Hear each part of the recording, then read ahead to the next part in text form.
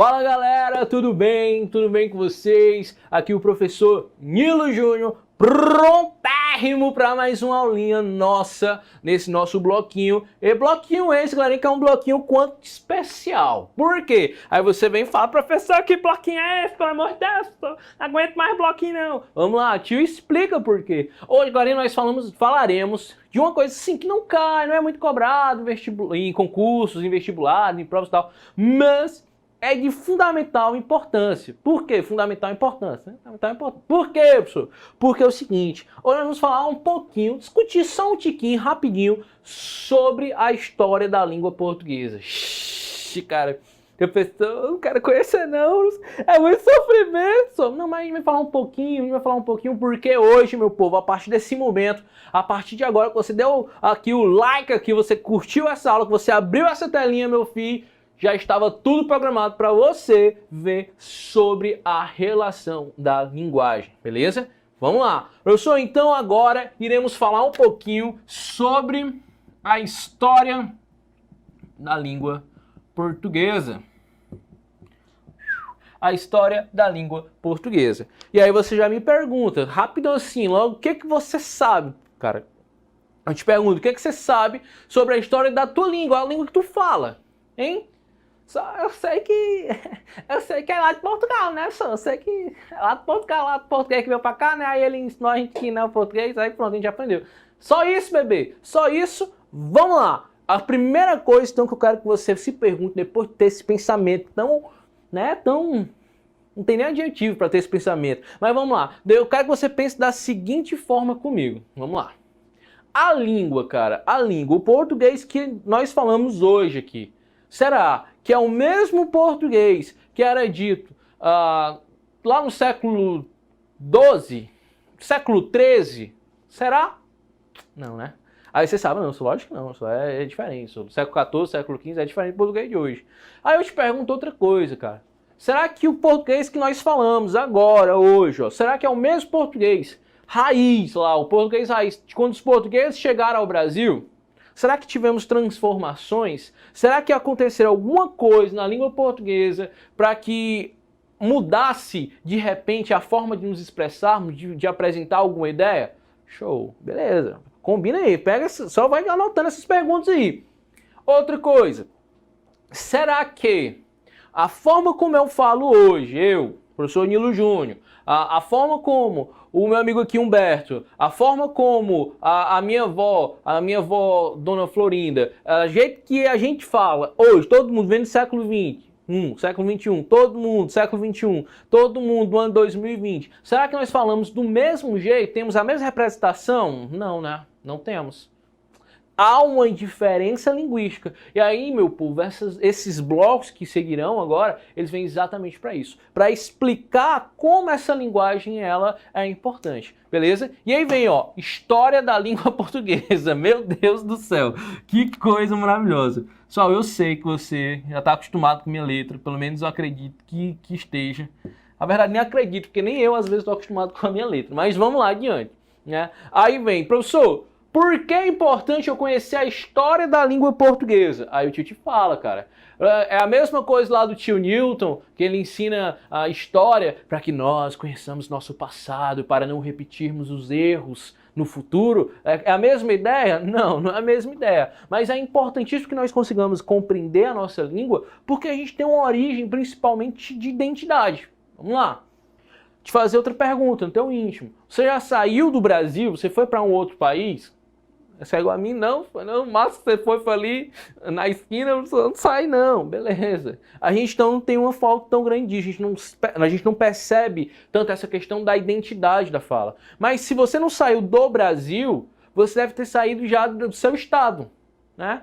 Eu fui no estado vizinho aqui, eu fui no Rio Grande do Norte, eu fui em São Paulo, que é perto, beleza. Se você já foi para esses lugares, você deve ter percebido como é diferente a forma de se falar, beleza? Se chama variação linguística. Mas só que veja bem, cara, a galera que sai do Brasil e vai para um outro país, eu tenho uma amiga agora que ela tá lá na China, né? Enfrentou todo o período lá do coronavírus e tudo mais, bichinha, mas enfim, superou. E aí é engraçada a forma porque ela veio comentar comigo que a língua, a principal coisa que ela está sentindo falta é da língua. Professor, que história é essa, professor? Que língua é essa? Da língua materna, pessoal, língua portuguesa. Ela está sentindo falta da língua portuguesa. Imagine só, de repente você sai, cai num buraco aqui. Nesse buraco você olha todo mundo falando uma língua estranha, você não sabe nem como se comunicar com eles. Aí dá uma saudade da terrinha, não dá?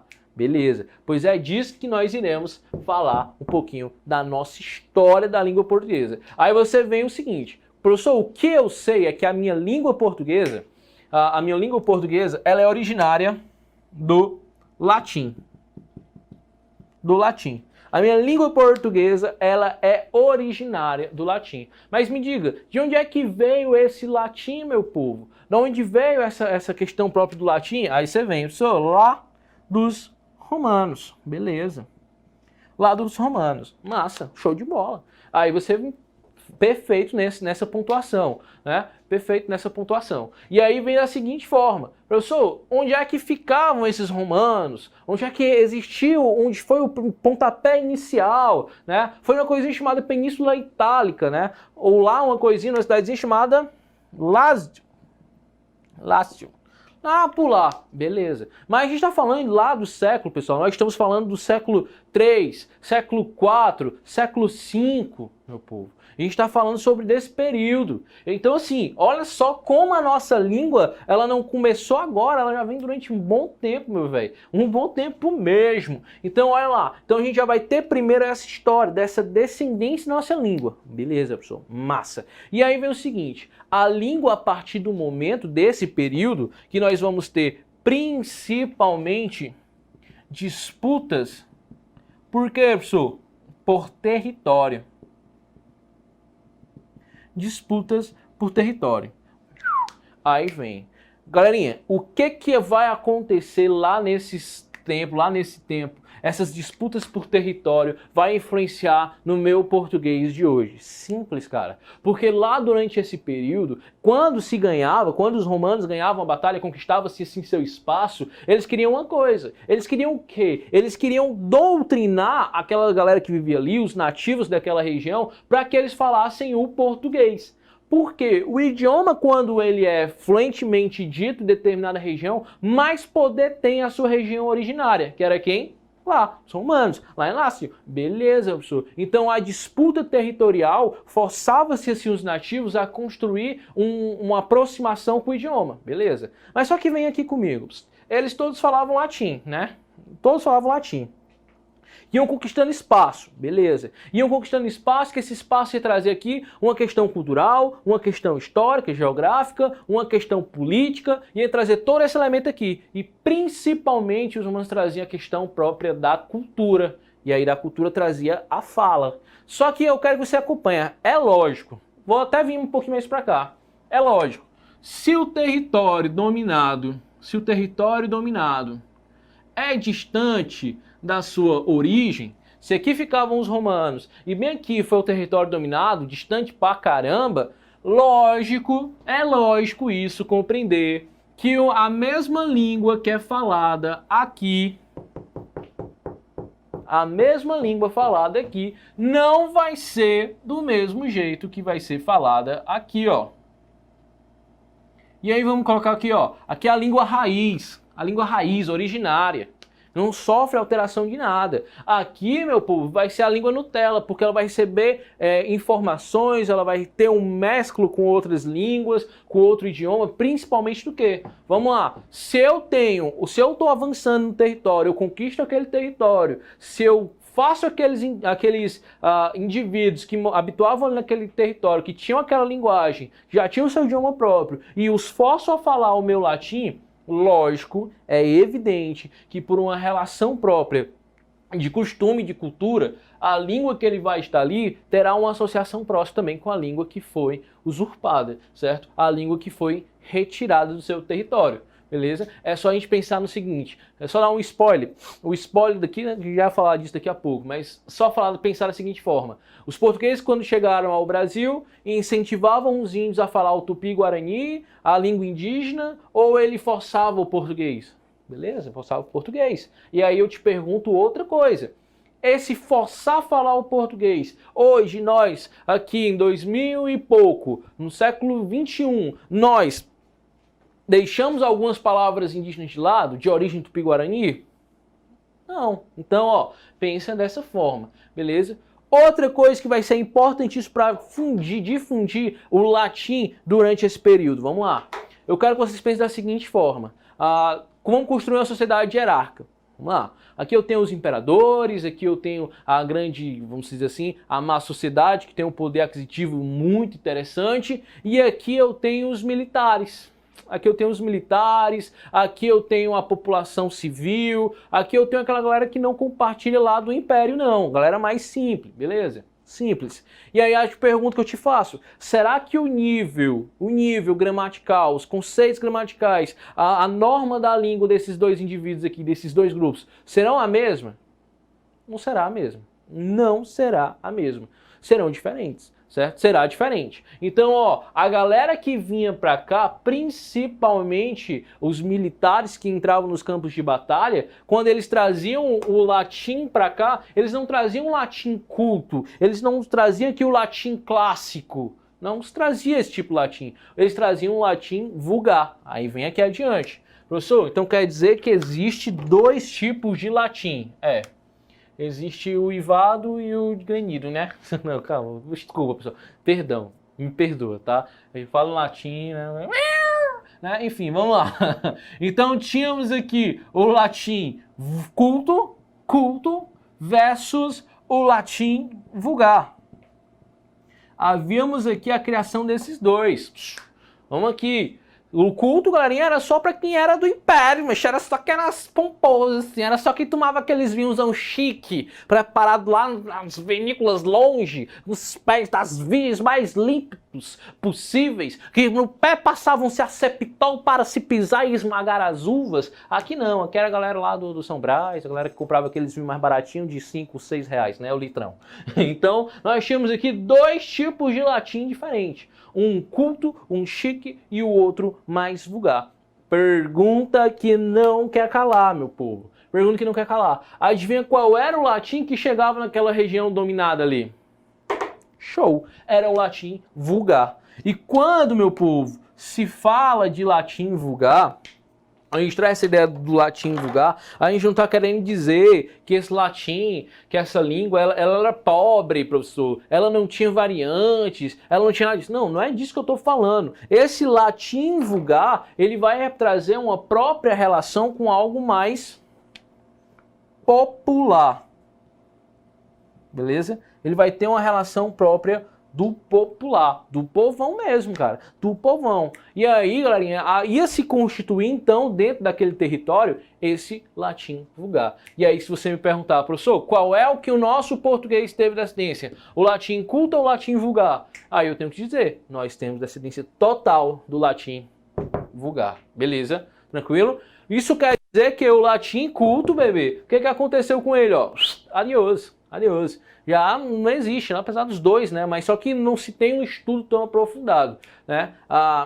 Tem um filme, o Indiana Jones. Indiana Jones, é o novo, professor.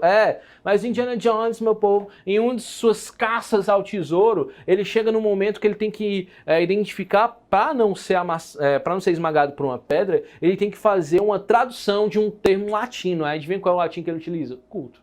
Beleza? Dificílimo, pouquíssimo estudado.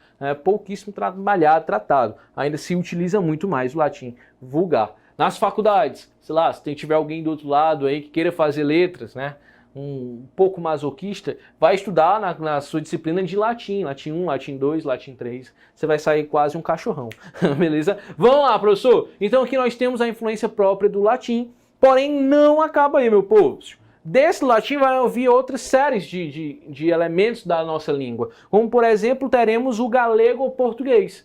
Lembrar que dentro dessa região aqui nós vamos ter, né, nessa região aqui da Itália, da Lácia e tudo mais, nós vamos ter uma proximidade junto dos países ibéricos, né? Quem são os países ibéricos? Portugal e Espanha, beleza. E aí você deve lembrar muito bem das aulas do tio Newton que vai haver um trato entre esses dois territórios, 2 países, acho que é país, né? Que vão ter que se aproximar, um rei só para assumir os 2 territórios. E aí, professor, como é que fica? Vai ter um impacto direto na língua? Vai, que aí surge o galego ou português. Beleza, né? Que esse vai ser um predomínio do século 8 ao século 13, beleza? Então, olha só o longo período que a língua portuguesa vai sofrer. Ela vai ter uma aproximação do português com o que nós podemos dizer, fazer uma grotesca comparação, grotesca mesmo, pessoal, uma grotesca comparação, que nós vamos ter uma aproximação do português com o espanhol, beleza? Então nós temos essa aproximação aqui. Professor, o que mais? Nós teremos, galerinha, outra coisinha chamada português arcaico, o português mais próximo de uma perfeição, mas só que esse período português arcaico brasileiro, esse português arcaico, ele vem até mesmo, pessoal, antes do português clássico. E aí nós temos um carinha chamado Camões, que dentro dos seus poemas, dentro dos seus versos, ele tinha o gosto, o predomínio do seu poema, dentro do seu português clássico, beleza? Então Camões vem trazendo a ideia do português clássico. E hoje, meu povo, se vive a questão do português contemporâneo, né? E nós, principalmente, falamos sobre o português contemporâneo brasileiro. Professor, o que é importante eu entender aqui?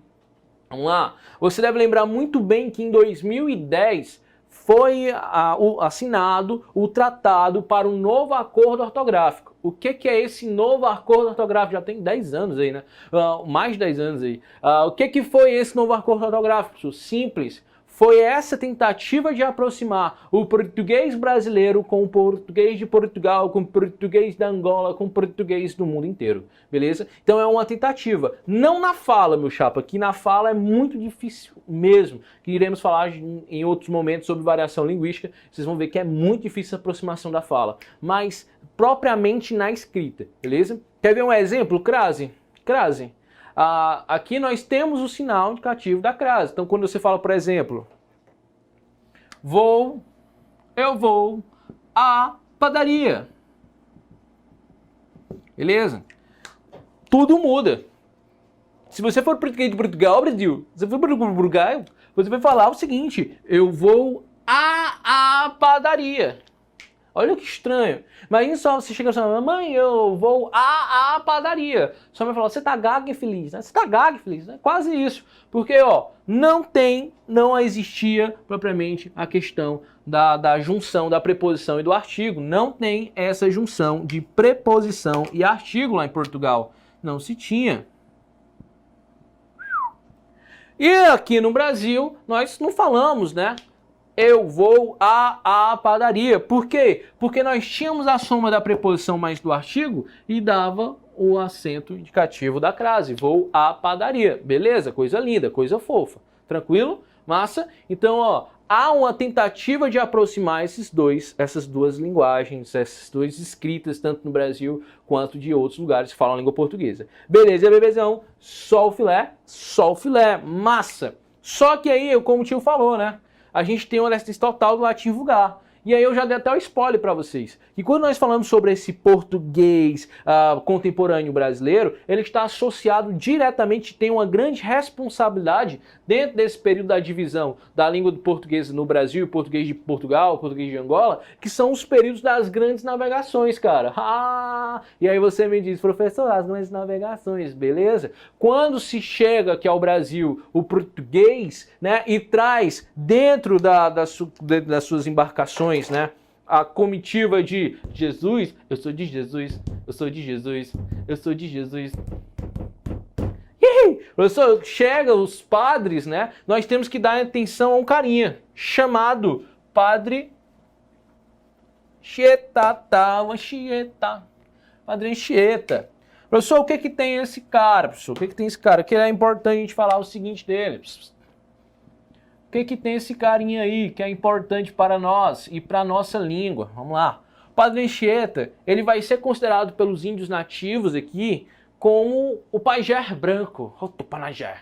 O que é isso, professor? Um homem branco ser pajé, professor. Pode isso, Arnaldo? Pode. E era ele. O Padre Anchieta se aproximou dos índios para entender um pouco mais sobre a sua língua, sobre o Tupi-Guarani. Aí vocês falam, aí o cara se aproximando, ó, um cara amigo, um cara verdadeiro, tentando se aproximar do índio pra, né, entender a língua dele, a necessidade real que o índio tá tendo, professor. Esse cara é bom. Olha só o que o Padre Neto fez, cara. Ele criou a primeira gramática tupi. Primeira gramática tupi. Guarani. Aí você fala, que homem bom, que homem divino, ó Senhor, que homem majestoso. Beleza, agora escuta.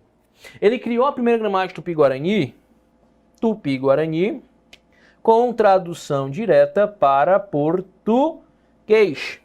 Tradução direta para português. Pegavam-se esses livros, mandavam para onde? Mandavam lá para Portugal, mandavam lá para onde a galera estava formando os novos padres, né? Que esses caras que iam lá, eles iam aprender um pouco do Tupi-Guarani antes de vir para o Brasil para fazer a comitiva catequese, né? Fazer o período catequista no Brasil. Catequese. Período catequese no Brasil, beleza? Então, olha lá, Padre Anchieta, ele fazia isso e trouxe uma importantíssima influência para a construção, para a criação desse novo português. Só que aí você tem que ter o seguinte: quando os portugueses descobriram o Brasil, né? Descobriram o Brasil, até o momento que os portugueses deixaram o Brasil de ser propriamente catequese, obrigado. Catequese. Catexe, Vamos lá, adiante aqui. Até o período que nós tivemos aqui do... perdi o final... Não, achei agora. Até o período que teve o achamento do Brasil, até realmente o período que se houve a população, tivemos a questão dos holandeses. Aí você me pergunta, será que os holandeses, principalmente aqui no Nordeste, ó... Será que principalmente aqui no Nordeste, trouxe alguma influência para o português daqui? Trouxe. E muita, cara. Trouxe muita influência. Beleza. Expulsam os holandeses. Expulsam. Vem os franceses. Vem os franceses. Os franceses têm uma coisa engraçada que nós temos também na fala. Qual é isso, ó? Ó aqui, ó. Os franceses, toda palavra, duas palavras, vou colocar aqui, ó. Primeira palavra e a segunda palavra. Se a primeira palavra terminar com a consoante e a segunda palavra terminar com a vogal, a primeira com a consoante e a segunda com a vogal, o que os franceses fazem? Mon amour, français. Professor, o que eles fazem? Eles juntam. Eles juntam assim as duas frases, beleza. Uma sonoridade só. E quando um nordestino, somente sim, galera do Ceará aqui, quando tá aperreado, ele faz a mesma coisa. Ele, quando tem uma palavra que termina com uma consoante, ele emenda as duas também, aí é uma corra louca. Beleza? A influência dos franceses, aí você fala, pessoa, você fala lá, francês. Olha aí, outra coisa, uma briga gigantesca. É biscoito ou é bolacha?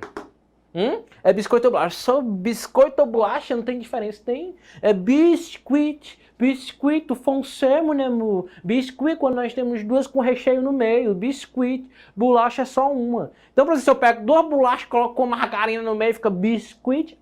Francês também, olha que influência maravilhosa, cara. Que coisa linda, professor. Segue o baile. Então, ó, continuando aqui. Então nós temos aqui a influência dos holandeses, a influência dos franceses. Tivemos principalmente, cara, para construir o nosso português, a influência muito forte dos africanos também, que vinham para o Brasil para ser escravizados, né? E que vem e transforma também a nossa cultura, a nossa sociedade, que transforma tudo, beleza? Outra coisa, né? Outra coisa que outro também que influencia pra caramba, além disso, e que tá ganhando uma modernização através da globalização, galerinha, é o estrangeirismo. Você pode perceber que dentro do nosso cotidiano nós utilizamos várias vezes palavras estrangeiras, né? Essa poliglota agora, não é poliglota não, meu bem, é porque a globalização ela impede isso, ela constrói essa perspectiva, beleza? Então vamos lá. Então nós temos todos esses elementos, essa foi uma construção, foi uma explanação rápida, breve, sobre a língua portuguesa, que é interessante que nós quebrarmos esse parâmetro, que o nosso português ele é só de Portugal e acabou que não recebemos influência de nada. Não, mentira, né? Mentira demais, porque ó, perceba que tudo que nós falamos aqui é uma influência para o nosso português de hoje. E ainda eu te digo uma coisa, não existe só um português no Brasil não, existem diversos portugueses.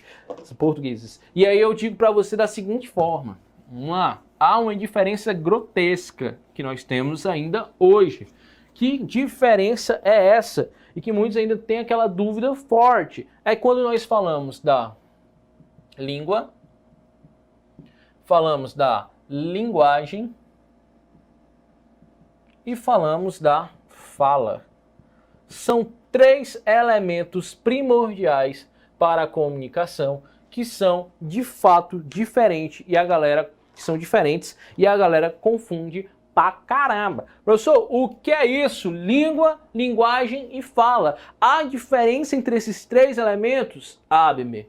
A e como A. Existe demais. Vamos lá. Quando eu estou falando de língua, vamos lá, não estou falando dessa língua aqui.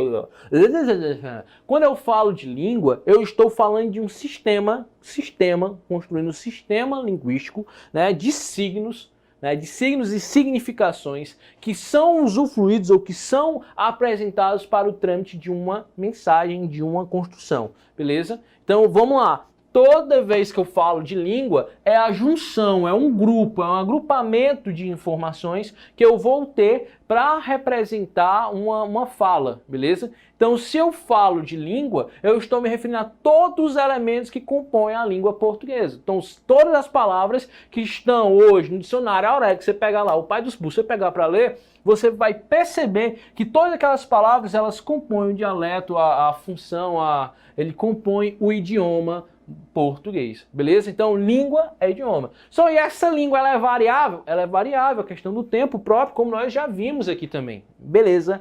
Massa, professor.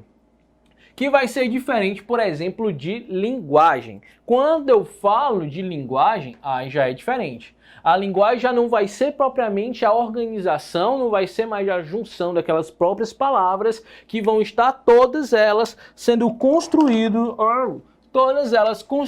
através de regras, né, de normalizações para elaborar uma comunicação. Não é essa, beleza? Não, outra coisa que a gente tem que falar também, que a língua ela é construída de um elemento social, beleza? Então, professor, se eu falo que a língua é construída através de um elemento social, eu estou dizendo da seguinte forma, que eu não posso jamais ter um idioma que só um cara fala. Não dá, o cara inventar um idioma próprio. Aí eu posso dizer que ali é uma língua, não, se só ele fala, se ele não interage com ninguém, não dá. Beleza? Então, ó, a língua, conjunto de regras para poder, através dessa unificação dessas ideias, desse elemento que compõe a língua, poder formar uma comunicação de principalmente cunho social, beleza? De uma comunidade específica também. E quando eu falo de linguagem é diferente, a linguagem é uma cor mais ampla, né? A linguagem é mais ampla. Lembra aquela questão que o tio falou de significação, de signo e significado? Tá aqui, ó. Pronto. Quando eu falo de linguagem, já é a representação de símbolos para a nossa língua. Como assim? Você já ouviu falar de um carinha chamado Mr. Bean? Mr. Bean, adorava o Mr. Bean, cara. E o Mr. Bean tem um filme dele que ele chega nos Estados Unidos e aí ele tá lá no carrão dele, no carro do cara que foi pegar lá na rodoviária, no aeroporto, e aí de repente ele muito encantado com tudo, um rapaz, né, do interior, dos interiores, e aí uma meninazinha que tava ao lado foi e deu um cotoco pra ele. Deu, toma, um cotocuzão. Ele olhou assim, ele olhou pra meninazinha, a meninazinha corra mais fofa, mais linda, dando cotoco, então ele pensou, opa, pera aí. Se ela tá dando cotoco é porque isso é legal. E aí ele passou então a dar cotoco para todos que passavam por ele, ele tava lá dando cotoco. Beleza, sou massa. Então, ó, quando a gente fala sobre a representatividade da linguagem, é a forma como nós vamos nos comunicar através dessa compreensão, desse entendimento de signos, beleza? De estrutura, uma estrutura linguística, certo? E aí, quando a gente fala de linguagem, a gente já sabe que essa linguagem ela pode vir de formas diferentes. Como assim de formas diferentes? A gente sabe que essa linguagem ela pode ser uma linguagem verbal, ela pode ser uma linguagem não verbal, e sabemos que ela pode ser, por que não, uma linguagem mista.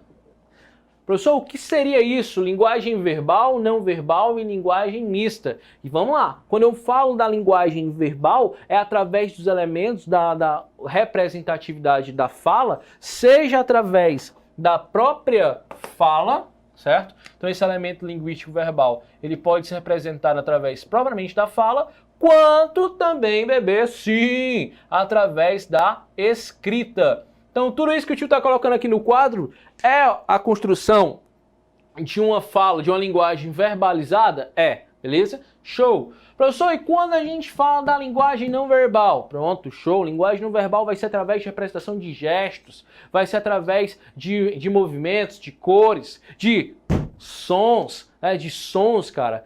A sirene de uma ambulância que passa do outro lado da rua, a representação das cores, olha só que cor linda, das cores na virada do ano, questão até propriamente cultural da nossa língua aqui, por exemplo, professor, eu vou passar a virada do ano de branco, porque eu quero paz, né? Você já sabe logo cada um, aquela ali que é paz, né? Tá fazendo coisa errada, tá andando com gente ruim, aquele ali amarelo é pobre, pobre, né? Aquele ali, é esperança, né? De vermelho aí, encalhado, não tem jeito, né? Você sabe. Então, quando a gente fala da linguagem não verbal, ela está sendo representada através de gestos, de cores, de movimentos, né? De movimentos, professor, sim, de movimentos. Né? Se você vê um monte de gente correndo aqui, você vai ficar parado? Vai que não sei o quê. Né? Você está na parada e você vê um monte de gente correndo, igual as pegadinhas do Silvio Santos, você vai correr também, é comum. Então, o próprio movimento, as expressões corporais, tudo isso vai se encaixar na linguagem não verbal. Tranquilo? E já quando eu falo da linguagem mista, vai ser a mescla da linguagem verbal mais a linguagem não verbal. Beleza? Essa utilização. Professor, qual seria? Aí vem os quadrinhos, né? As histórias em quadrinhos, as charges, né? Podemos trazer também os videoclips. Os videoclips é o novo videoclips. A gente pode trazer os videoclips, por quê? Porque a utilização propriamente de uma linguagem verbalizada, né, a linguagem verbalizada na fala, e há também a representação de sonorificações dos instrumentos musicais, que é a linguagem não verbal. Então a música é um elemento misto, por exemplo. Beleza? Massa, show! Professor, e já por último, ficou faltando só falarmos sobre a fala. E aí quando a gente fala sobre fala, cara, é importantíssimo que é a representação da língua nesse elemento de linguagem, a fala, beleza? Ele vai trazer um pouco dos dois. Show? Beleza, massa. E aí você vai pensar da seguinte forma, quando nós temos a representação da fala, nós sabemos que vai representar vários elementos, mas um desses elementos se chamam nível da fala, o nível da fala. Como assim, professor? O nível da fala? Nós vamos dividir a fala, pessoal, em elementos, dividir a fala em questões linguísticas de níveis. Como assim? Volta bem para cá, ó. Aqui, ó. Nós temos o latim culto e nós temos o latim vulgar, beleza? Nós temos eles dois, né? E aí, a gente, quando for falar, volta para cá agora de novo. Vem para cá, vem para cá. Quando a gente fala desse elemento aqui, a gente tem que lembrar de lá, do culto e do vulgar, porque a gente vai poder representar a nossa fala dessa construção. Vamos lá. Então eu posso ter uma linguagem formal, posso ter uma linguagem formal ou culta, cults, linguagem formal ou uma linguagem culta. Eu posso ter também uma linguagem, né, coloquial. Posso ter uma linguagem informal, coloquial. Posso ter uma linguagem propriamente informal. Ou posso dizer também, né, uma linguagem vulgar ou popular, beleza? Posso ter esses elementos. Além de tudo isso, bebê, eu posso ter a linguagem, né, no nível técnico ou científico. Eu posso ter a linguagem no nível técnico ou propriamente no nível científico. Mas acaba por aí, professor? Não. Eu posso ter a linguagem, a fala, né, sendo representada através também de um outro elemento, como regional. Posso trazer aqui a perspectiva regionalista, a riégua, professor, e aí eu posso dizer que todos os elementos que compõem aqui a fala, né, o dialeto de quem mora aqui no Ceará, em Fortaleza, quem mora na Bahia, né, meu rei, quem mora também em São Paulo, pô, meu, né, os cariocas, enfim, posso representar a fala de todos eles através de uma perspectiva regionalista. Mas também posso fazer outra representação, só para finalizar, que é a representação literária. ou artística.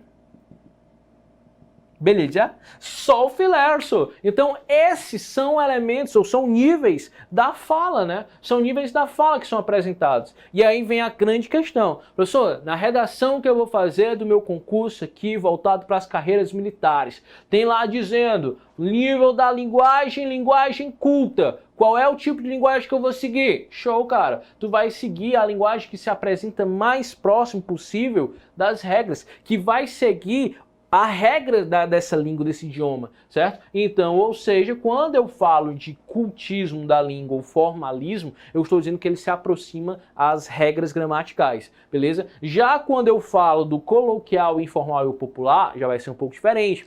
Eu estou me desprendendo dessas regras. A minha intenção, o meu referencial aqui é o elemento comunicativo. Eu quero falar com você para que você entenda. Certo? Não necessariamente eu tenho que colocar toda aquela expressividade gramatical, colocar uma próclise, uma mesóclise, uma ênclise, não, nada disso, beleza? Eu tenho aqui já uma liberdade maior. Como, por exemplo, aqui numa redação top, linguagem culta numa redação show. Mas já quando eu falo de coloquial, informal e popular, eu não vou me preocupar, por exemplo, quando eu estiver conversando com a minha comadre Rocheda. Que aí vem a curiosidade. Minha comadre Rocheira, professora de português, ela me pergunta, vocês devem ser engraçados conversando, vocês devem ficar as coisas todinhas. Não, mas a gente quando conversa, a gente coloca gíria, a gente coloca até mesmo, como é um momento tão liberto da língua, né, a gente não segue propriamente essas regras gramaticais a ferro e fogo, não. Beleza? Tranquilo?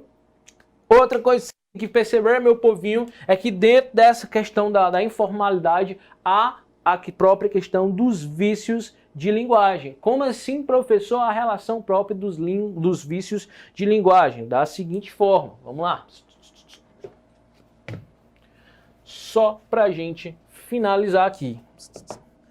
A própria linguagem, a própria língua, a própria fala, ela vai nos representar vícios da linguagem. Algo que nós escutamos, que nós vemos, até porque como a língua é uma questão social, um elemento social, a forma como eu escuto muitas vezes influencia a falar dessa forma, beleza? E aí eu posso representar na minha língua os vícios de linguagem. Só me diga alguns vícios de linguagem na hora, meu velho, na hora. Sabe qual é o mais comum de todos eles? É o barbarismo. O que é o barbarismo, professor? O que é o barbarismo? É o barbaridade, tchê? Não, barbarismo, cara, é os erros linguísticos que nós temos, esses desvios linguísticos que vão apresentar, vamos dizer assim, uns erros, né? Até uns erros um pouco desagradáveis, como por exemplo, a pessoa ela fala o pneu, escreve o pneu, não pneu, ela fala pneu, né? Outra que é muito comum, o cara vai lá e coloca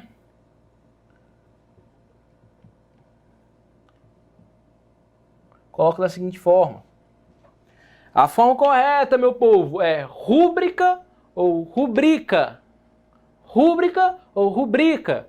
Aí você vai lembrar lá da aula de acentuação, aquelas regrinhas que o tio te passou, e vai lembrar que rúbrica não existe, porque senão ela seria uma paroxítono, estoura pró-paroxítono acentuada, né? Então não. Então ó, é uma rubrica, né? Uma rúbrica, né? Uma rubrica. Não rúbrica. Outra coisa, você escuta o cara falando assim, advogado. O cara fala advogado, eu vou procurar o meu advogado. Não, é advogado bonitinho, beleza? E outro que eu escuto pra caramba é quando o cara fala cidadãos, né? Os cidadãos brasileiros, e aí vai, beleza? Outro professor, vício de linguagem que a galera usa muito, cara. E aí vem, né? Outro vício de linguagem que a galera usa bastante é o pleonasmo.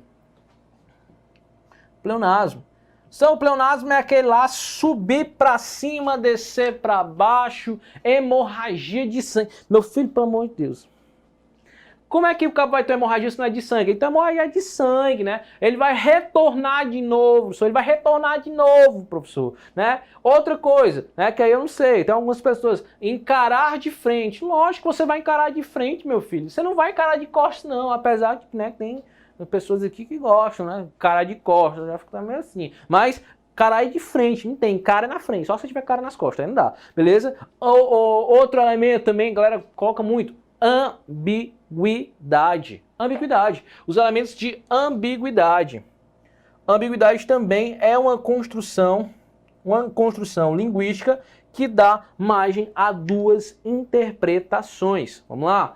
E aí eu lembro sempre, quando eu falo de ambiguidade, de uma frase, né, que minha irmã deixou o cachorro, a minha irmã deixou o cachorro fugir, né, o cachorro que é do meu irmão, e minha mãe falou assim, menina, o cachorro do teu irmão fugiu de novo. Eu falei, pronto, saiu de casa, um quarto vago. Né? O cachorro do teu irmão, mal sabia que ela tá falando do Spike lá do cachorrinho, não do cachorro do Farage do meu irmão. Mas enfim, né? Outra, uma reportagem que eu vi, essa reportagem foi algo incrível, né?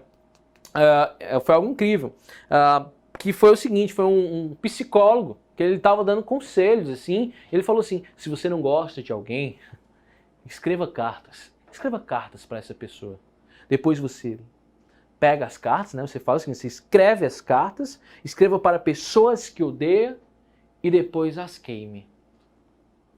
Entendeu? Escreva as cartas para pessoas que você não gosta e depois as queime. Então o cara, ele estava incentivando aos outros matar um ao outro, assim por diante. Queimar quem? As cartas ou a pessoa que eu não gosto, né? Algumas pessoas vão lá e pegam aquelas pessoas, né? E até que faz bom, né? Faz bem. Então, meu povo, segue o baile. Então esses são os principais elementos de vício de linguagem: barbarismo, pleonasmo, ambiguidade. Há ainda a cacofato, que é quando nós temos uma relação própria de sonorização, né? A cacofonia, a sonorização, né? Que é um pouco desagradável. E aí eu lembro de uma atriz muito, só para finalizar, lembro de uma atriz muito famosa, que ela, no Dia das Mães, ela falou assim, mãe, queria agradecer você por ter metido. Por ter metido.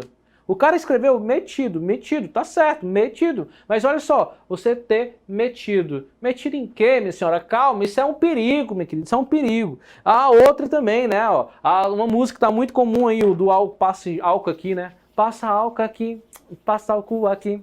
Passa álcool aqui, né? Você fala, isso é imoralidade, né? Então, meu povo, esses são os elementos principais de vícios de linguagem. E finalizamos o nosso bloquinho de hoje, galerinha. Até a próxima. Valeu!